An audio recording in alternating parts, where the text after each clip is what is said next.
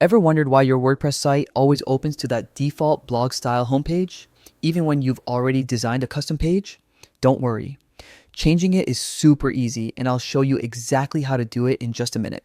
So, by default, WordPress shows your latest blog post on the homepage. That's great for blogs, but if you're creating a business site, portfolio, or landing page, you probably want visitors to see something more personalized, like your custom designed homepage. Here's how you can change it. First, from your WordPress dashboard, head over to Settings on the left-hand side and then click Reading.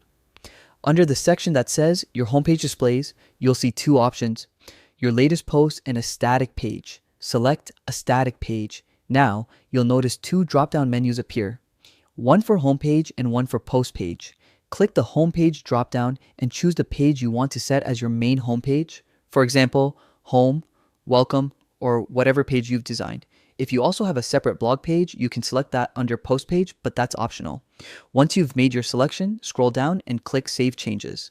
That's it. When you visit your website now, WordPress will automatically display your chosen page as the home page instead of the default blog feed.